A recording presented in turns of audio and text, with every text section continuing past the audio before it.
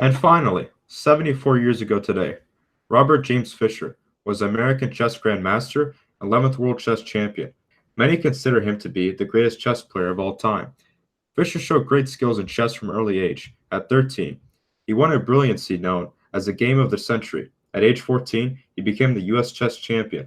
At age 15, he became both the youngest grandmaster, up to that time, the youngest candidate for the world championship. At age 20, Fischer won the 1963 to 1964 U.S. championship with 11 wins in 11 games. The only perfect score in the history of the tournament, his book, My 60 Memorable Games, published in 1969, is regarded as essential reading.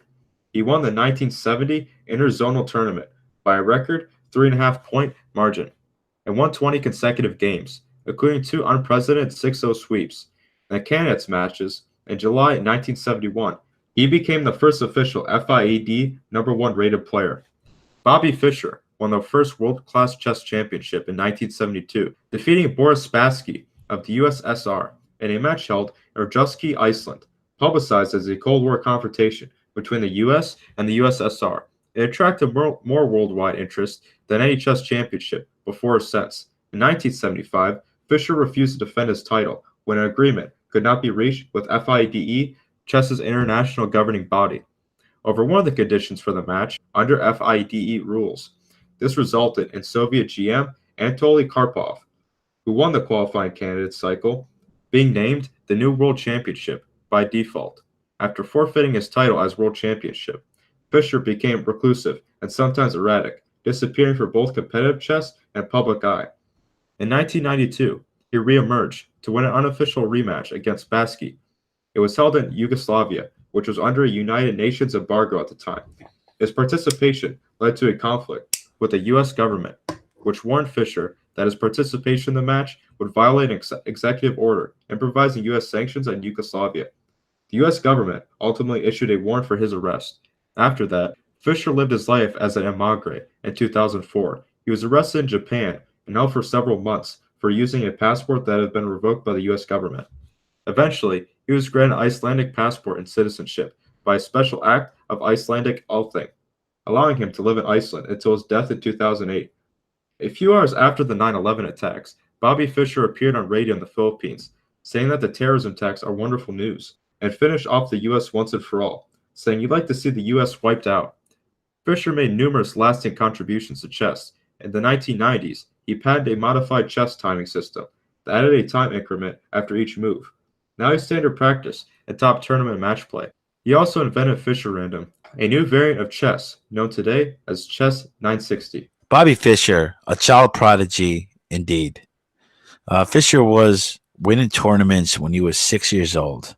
You know, he practically not necessarily invented speed chess, but he was the master of it.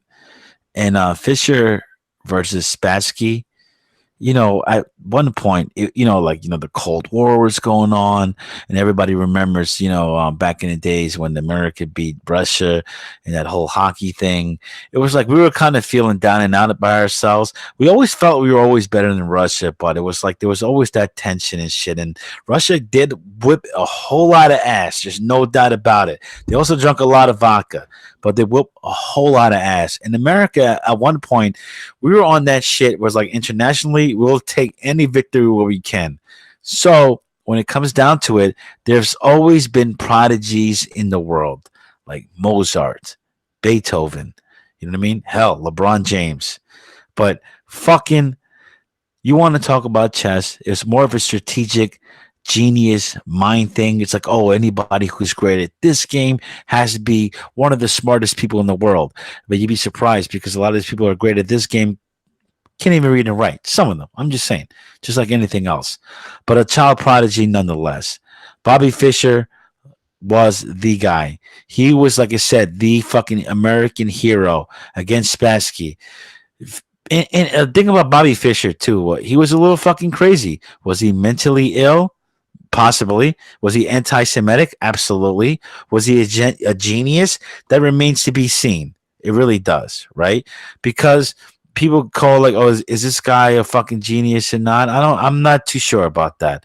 Or He could be, because it's like, let's really ask our question. If a person is the best player in chess in the world, but the guy can't fucking, literally, I don't know, read or write, does that make him a genius? Or, for example, the guy is like, okay, the guy's the greatest chess player in the world, but can he hit a fucking fastball? I don't know. People are great at what they do. And what Bobby Fischer did, he was the motherfucking greatest at. He literally defined what chess was. At that one point, like I said, a lot of people made beg to differ in this day and age, but it was the genius of all genius games. It was strategies, but the thing is, though, it was premeditated moves. I'm a poker player myself, right? I love Phil Hellmuth. My favorite is Doyle Brunson. I like more of the old school players when it comes to poker: Johnny Chan, Daniel Negreanu, and Scotty Wynn. Right? And I'm not saying like these guys are old men or anything, but I was more of to the old tradition shit. But you have to give it up for Bobby Fischer, because he was obviously, he made chess a name. He made something people talk about, and it was a thing for America. It's like, oh, pride in America. Like, yeah, USA and shit, and it was great, big American hero. But when it comes down to it, when what people really loves here in America, I can't speak for other countries, is drama. We love the bullshit. We love the behind the scenes shit. We love to say, who was this man? And Bobby Fischer was a very troubled man. Very troubled. A lot of people accuse him to be anti-Semitic. Why wouldn't you? He said a lot of outlandish shit. You got to look at this documentary which Jeremy Schaap did, and it's very fascinating when it comes down to it. But nonetheless, he created things, and you ask these kids in this day and age who are very innocent, like, who's your favorite chess player? And they're playing. And these kids just like, Bobby Fischer, which is awesome. And not for nothing about these chess tournaments, which is great about it.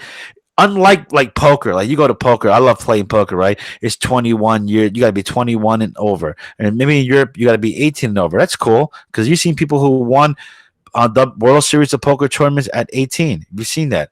But one thing about chess is what is great about it, there is no age limit. Literally, there'll be guys in there who are fucking prodigies at a very young age going against adults and winning. And you want to talk about greatest prodigy, you got to talk about Magnus Carlsen, who's the new Bobby Fischer, ladies and gentlemen. He's Norwegian. The guy is fucking nuts. This guy is so dope, right? He's so fucking cool, right? And then mind you, like I said, this is a chess video on Lobo show. Like I said, chess ain't the all end all be all, but it's pretty fucking cool to be that guy with that fucking swag and walk around and say, I am the best chess player in the effing world. And if you look in Google, this man, he used to be a kid. This man is the best chess player in the world. Bottom line, his name is Magnus Carlsen. He's a new Bobby Fischer. He's Norwegian. He kicks a whole lot of ass. And look, dude, the guy is actually playing games for 7 figures in this fucking day and age. And what's cool about him, you can actually fucking find videos of this guy playing 10 tables at a time, right? Now, obviously, Bobby Fischer done that. A lot of great players has done that, right? Like, I'll play multiple games at a time while they're still playing one. They're still stuck on one move. And I'm over here, plotting on 10 different things, right? But this guy, why Magnus is so great, he would play 10 different games with his back turned and just call the spots. He's not physically moving pieces or nothing. He would just call the spot, and other people move it, and he won all the games. He would go to local malls and shit and just like play anybody and fucking win. But he attributed everything he has ever done to Bobby Fischer, and he knew that guy was a genius. He knew the guy was great. He knew the guy was, smart and shit. I mean, Chappie, like, I'm not saying that you're the biggest chess connoisseur, but I know that you specifically wanted to pick this story. I mean, any thoughts on this whole thing?